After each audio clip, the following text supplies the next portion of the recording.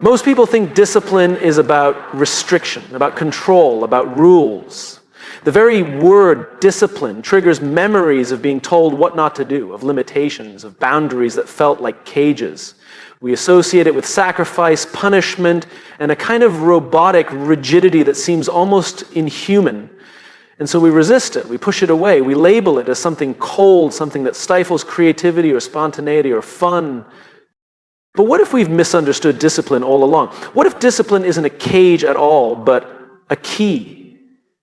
Think about this. The people we admire most in life, the artists, the athletes, the leaders, the thinkers, are not free because they reject discipline, but because they've mastered it. The musician who plays with effortless expression didn't wake up one day suddenly free to improvise. They practiced scales for hours, every day, for years. The entrepreneur who moves with vision and speed didn't stumble into freedom. They built it one hard decision at a time. And the leader who stands calmly in the storm didn't get lucky. They learned how to control their impulses, to stay focused, to keep showing up when it was easier to check out. Discipline is not the enemy of freedom. It's the foundation of it. When we are undisciplined, we don't live freely. We live reactively. We're not choosing our path. We're being pushed around by circumstance, emotion, and habit. We're not steering the ship. We're being tossed around by the wind. Discipline is what allows us to take the wheel.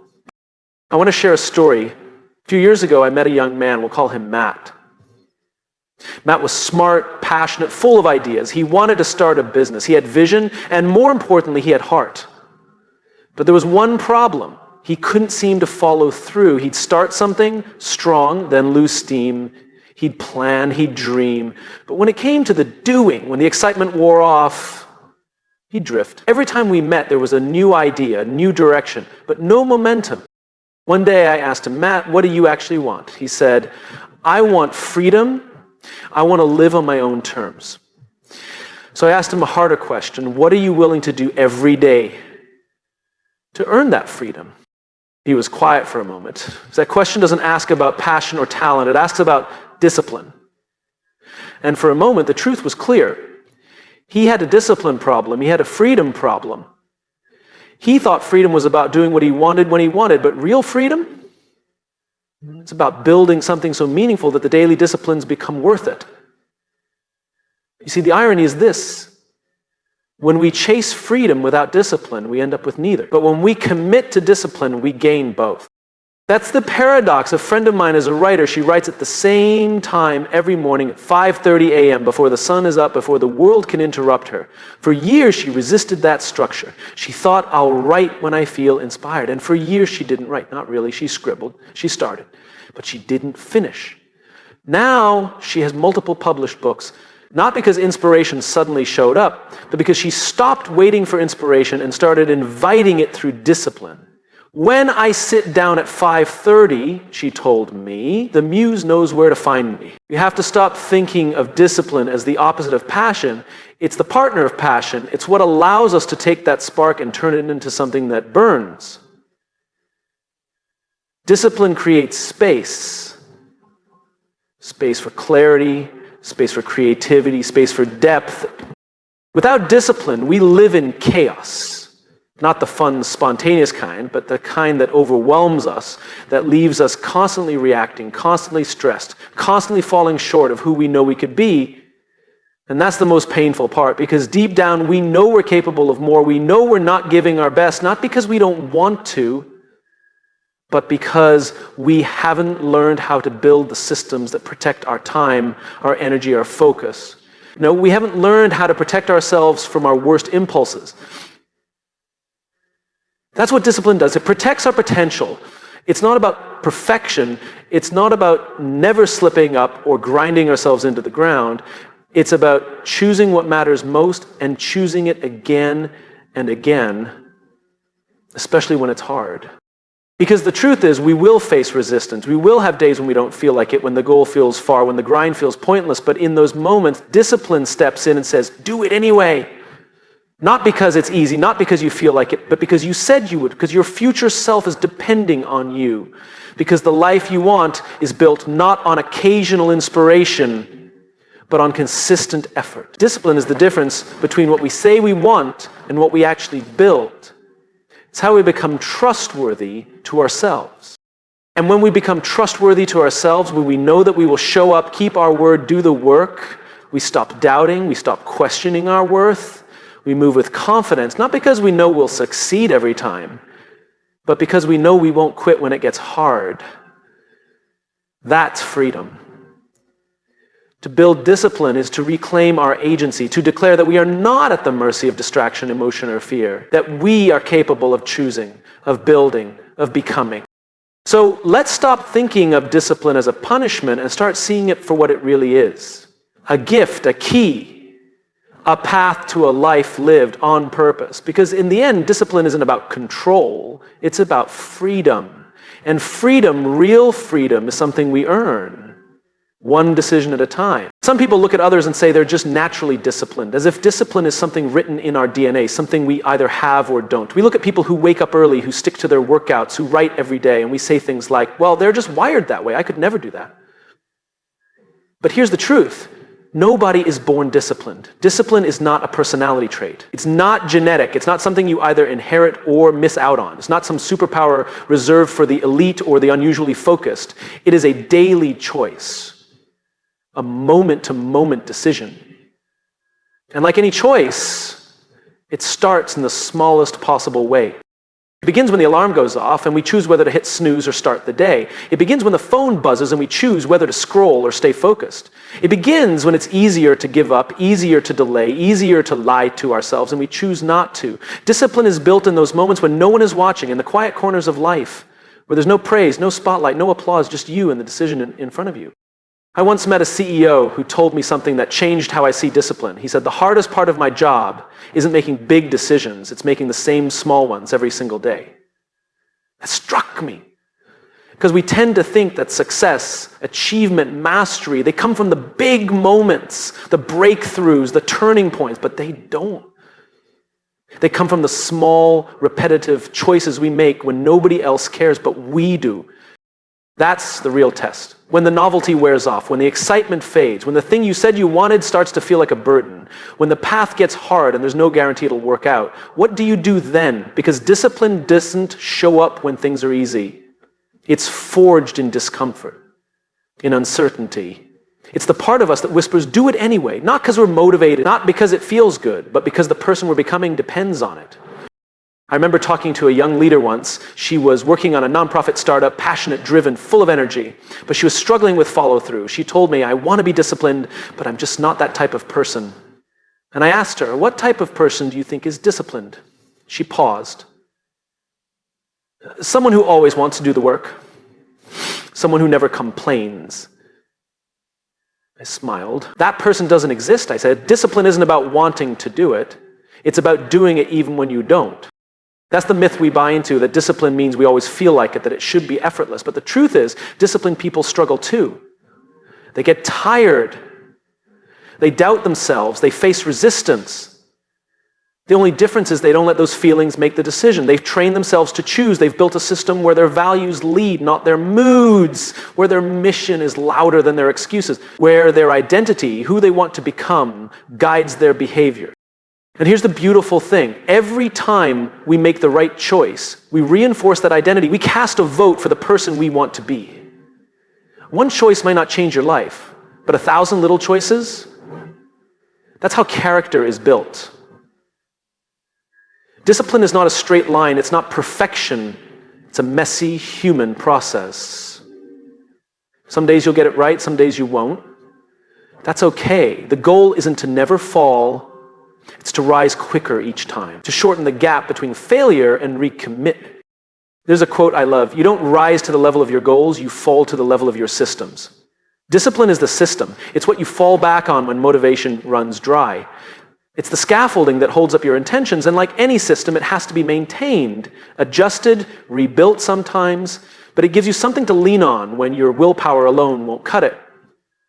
People often ask me, what's the secret to staying consistent? And the answer is boring. Make the choice easier to make. If you want to work out in the morning, lay your clothes out the night before. If you want to write, schedule time on your calendar. If you want to eat better, clean out your fridge. Make the discipline choice the default one. Because discipline isn't about being strong all the time. It's about being smart enough to reduce friction. It's about designing your life so that the right choices become the path of least resistance. I've seen people completely transform, not because they suddenly became different, but because they stopped waiting for discipline to show up like magic and started choosing it in small, manageable ways. It's brushing your teeth, taking the walk, making the call, turning off the TV, saying no when you want to say yes, saying yes when fear says no. Each of those tiny moments adds up. And over time, you wake up and realize you didn't become disciplined overnight. You became disciplined one choice at a time. We have to stop thinking of discipline as this thing that other people have. It's not something you're born with. It's something you build, like trust, like character, like strength. And it starts today, not tomorrow, not next Monday, not when the stars align. It starts with a choice in front of you right now. The one you've been putting off, the one you know matters, the one that feels small but isn't. You don't have to be a different person to build discipline. You just have to be someone who's willing to start choosing differently, again and again, until it becomes who you are. That's how it works. That's how it's always worked. And when you understand that discipline isn't a gift, it's a decision, you realize you're not powerless. You never were. There's this funny thing we do as human beings. We get excited by the big moments, the launches, the breakthroughs, the transformations. We love the dramatic, the before and after, the highlight reel. And in chasing that intensity, we often miss the power of the ordinary. We think progress has to be loud, that change has to feel electric, that if we're not moving fast, we're not moving at all. But the truth is far less glamorous. The truth is this: real growth is boring. Yes, boring. And that's why so many people miss it, because it's not exciting to do the same thing every day. It's not thrilling to wake up early, eat the same breakfast, do the same reps, have the same meeting, go through the same routine. There's no music playing in the background, no one's clapping, no one's filming it for a motivational video.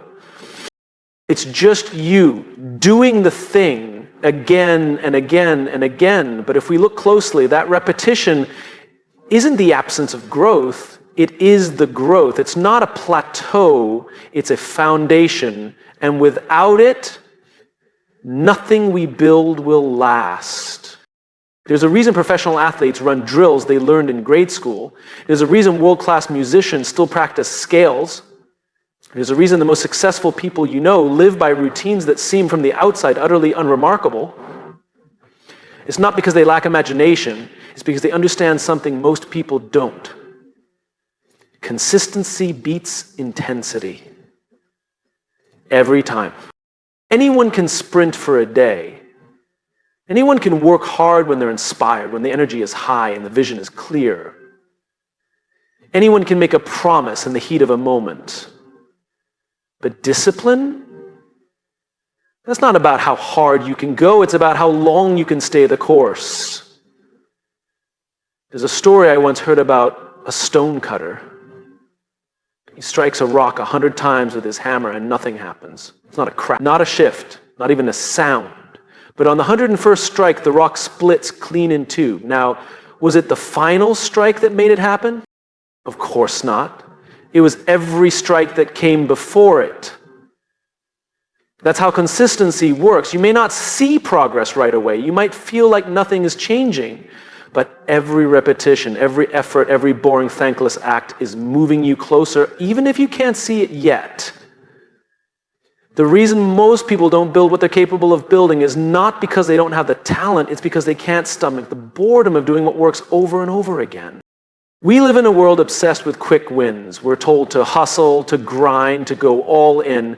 But very few talk about what happens after the rush fades. What happens when the novelty wears off? What happens when motivation disappears and it's just you and the next day of showing up? That's where most dreams die, not in failure, but in boredom.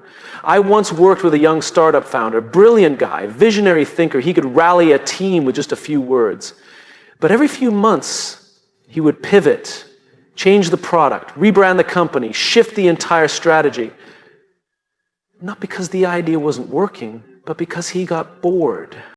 He wanted fireworks, he wanted the high of the launch, he wanted the feeling of starting something, but he didn't want to sit in the middle, the quiet, difficult middle where real things are built. So he kept starting over, and nothing ever stuck. You can't out-hustle inconsistency. You can't work hard your way around it.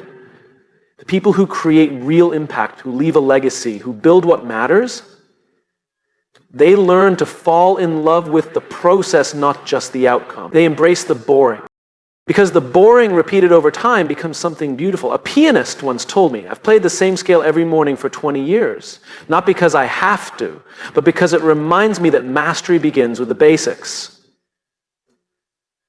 Think about that. We want to be experts, but we avoid the basics. We want to be fit, but we avoid the daily reps. We want change, but only if it comes with excitement.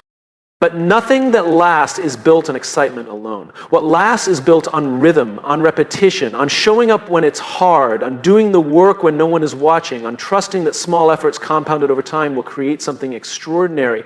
There's a quiet confidence that comes from consistency. It's not flashy, it's not loud, but it's steady, and in a world that moves a mile a minute, steadiness is a superpower.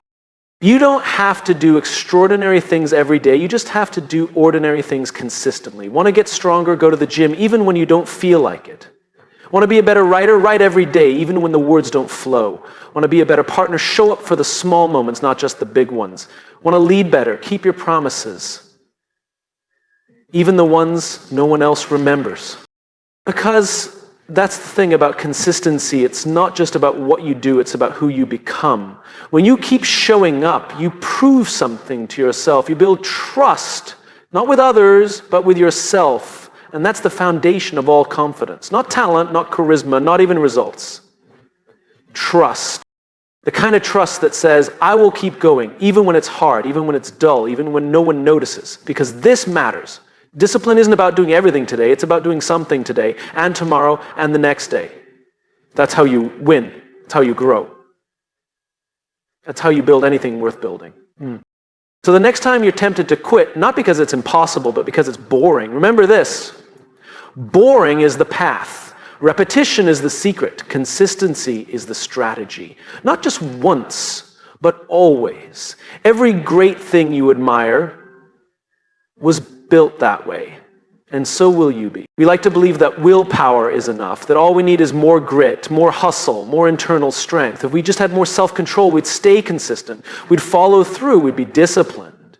But we rarely talk about the silent architect behind most of our decisions, the environment we're in. Discipline doesn't live in isolation. It's not something you just will into existence.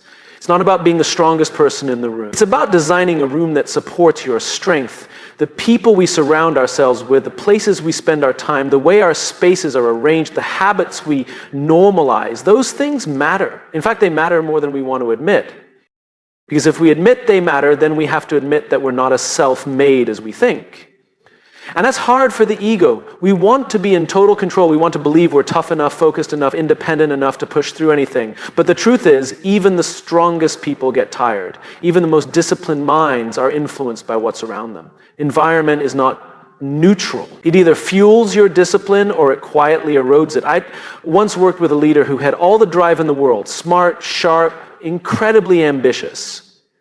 But he kept falling into the same cycle, burnout, frustration, distraction. And he blamed himself every time, thought he just needed more motivation. But when we look closer, it wasn't a motivation problem, it was an environment problem. His calendar was chaos, no boundaries. His team was reactive, no planning. His workspace was a mess, no clarity. Every day he was fighting a current he had created without realizing it. And every time he failed to stay focused, he blamed his willpower. But willpower is a terrible long-term strategy. It's like using a matchstick to light a fire in a storm.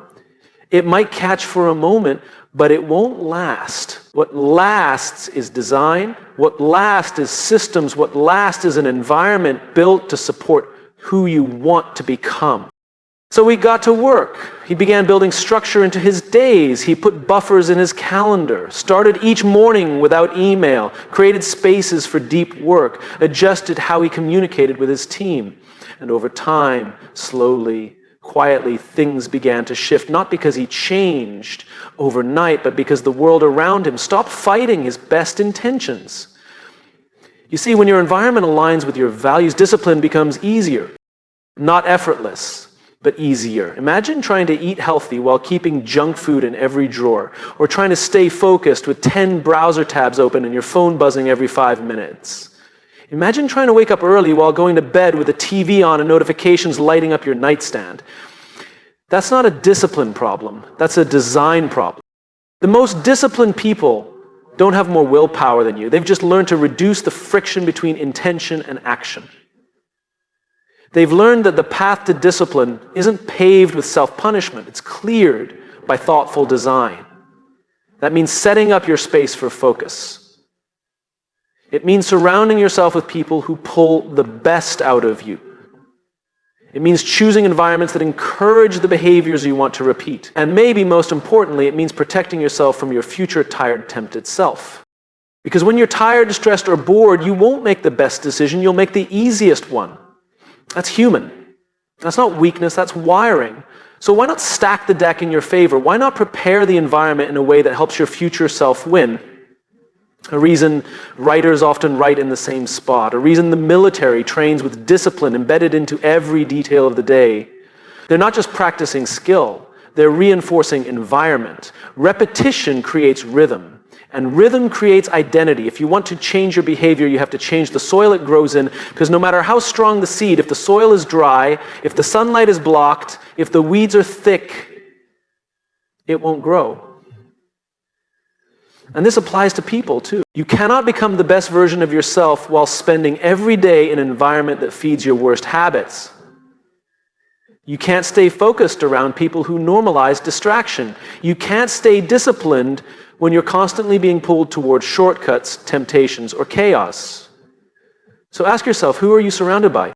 Do they hold you to your highest standard, or do they pull you back to your comfort zone?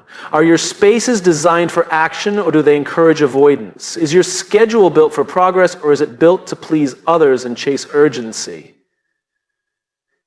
You don't need to overhaul your entire life overnight, but one small change in your environment can trigger a massive shift in behavior.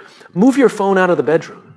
Create a specific space for work, for writing, for thinking. Choose your first 30 minutes of the day with more intention. Spend time with people who live the way you want to live. Discipline is contagious. So is distraction. Make no mistake, your environment is shaping you. The question is, are you shaping it back? Because when we take control of our environment, we take control of the triggers, the cues, the habits that run quietly in the background of our lives. And once those are aligned with our vision, discipline stops feeling like a grind. It starts feeling like alignment. And alignment is where momentum lives. You've probably seen someone in flow, someone fully in rhythm with their work, their life, their mission. It looks effortless. But behind that effortlessness is structure. Behind the flow is a system, and behind that system is an environment that makes the right thing the easy thing. That's the secret. Not working harder, not being tougher, designing better. Design your life around the person you want to become, and you'll be surprised how naturally that person starts to emerge. Discipline at its core is not about forcing yourself to behave. It's about building a world that reflects your values. It's about choosing every detail, from your tools to your team to your time, so they all speak the same language. When you walk into your day and everything around you reminds you of who you are and what you stand for, discipline doesn't have to shout. It just shows up. Every day. Because you built it that way. Like there's a subtle but powerful difference between doing something because we have to and doing it because we believe in it. On the outside, those actions might look the same. The meeting gets attended, the deadline gets met, the reps get done, but the why behind them is entirely different. And that why makes all the difference. We've been conditioned to think of discipline as something cold, rigid, mechanical, a list of rules, a test of obedience. We imagine it tied to pressure, to guilt, to fear, to expectations. And so when we try to build discipline, we often build it on the back of shame. We push ourselves because we think we're not enough. We grind because we're afraid to fall behind. We stay busy, not because it moves us forward, but because we don't want to be seen as lazy. That's not discipline. That's pressure masquerading as purpose. And pressure is a terrible long-term motivator. It wears you down. It clouds your thinking. It disconnects you from meaning. It might keep you moving, but it will never keep you fulfilled. Real discipline, the kind that lasts, isn't fueled by pressure. It's fueled by purpose. It comes from knowing what you stand for, what matters to you, what you believe in so deeply that you're willing to show up for it again and again, no matter how tired you are, no matter how long it takes.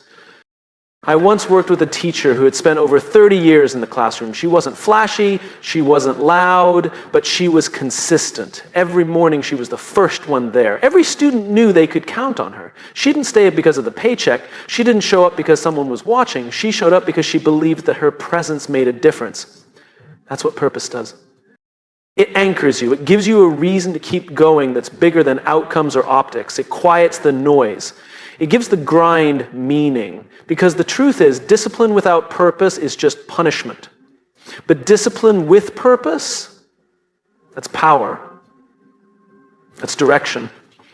That's movement toward something that matters. When we operate from pressure, we chase approval. When we operate from purpose, we build trust. Pressure leads to burnout. Purpose leads to resilience. I met a founder once who had built a wildly successful company. From the outside, everything looked perfect. Funding, press, growth. But inside, he was empty. Not tired. Empty. I asked him, why are you still doing this? He looked at me, paused, and said, because I don't know how to stop. That's pressure. He wasn't showing up because he believed in the mission anymore. He was showing up because he didn't want to disappoint investors or let down his team or admit he didn't have it all figured out. That's the kind of discipline that eventually breaks people. But then there are others, people who don't just show up, but show up lit from within, driven by something they can't always explain, a quiet fire, a belief that their work matters. They're not immune to fatigue, they're not robots. But they don't need to be pushed. They're being pulled by purpose. You can feel the difference. You've probably felt it yourself. Think about the times when you've been your most consistent. Not because someone was watching, but because it mattered to you. Maybe you trained for something that challenged you. Maybe you helped a cause that stirred you. Maybe you built something that felt like it was yours. Those were the moments when discipline felt different.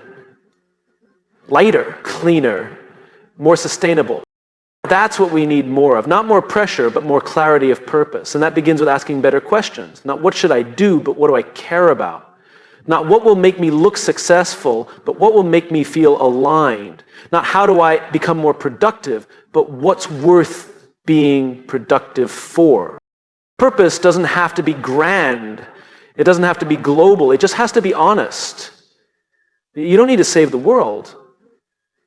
But you do need to care, because when you care, you'll commit. When you care, you'll be consistent. When you care, you'll choose the hard path. Not because you're being forced, but because it's the one that feels right. Discipline rooted in purpose becomes a choice, not a chore. And when people say they lack discipline, what they often lack is clarity. They don't know what they're building toward. They don't know what matters to them. They don't know what they're saying yes to, so every no feels like a punishment. But when your yes is clear, your no gets easier. When you know what you want, you stop negotiating with distractions. That's what purpose gives you. Direction. Without it, we drift. We respond, we react, but with it, we act with intention. We shape our lives instead of letting life shape us. Now, let's be clear. Even when you have purpose, It won't always be easy. You'll still have bad days. You'll still face doubt, but your reason for continuing will be stronger than your reasons for quitting. And that difference, just that one shift, is often what separates those who follow through from those who give up. Discipline is hard, but it's harder when it feels like a cage, when it's tied to pressure, not possibility. When it feels like you're chasing an idea of success that doesn't even belong to you. So build discipline not by tightening your grip, but by reconnecting to what matters. Ask yourself, what am I building? Why does it matter? Who will it serve? And if you don't know yet, that's okay. Start small. Look for what moves you, what angers you, what brings you joy, what makes you lose track of time. There's purpose in all of that. Follow it, cultivate it, let it guide your energy, and then build your discipline around that. Because when you do, everything changes. Your habits stop being a burden, your goals stop being a grind, and the path you're walking starts to feel less like survival and more like contribution. You weren't meant to live under pressure, you were meant to live on purpose. That's where real discipline lives, and that's where you begin to thrive.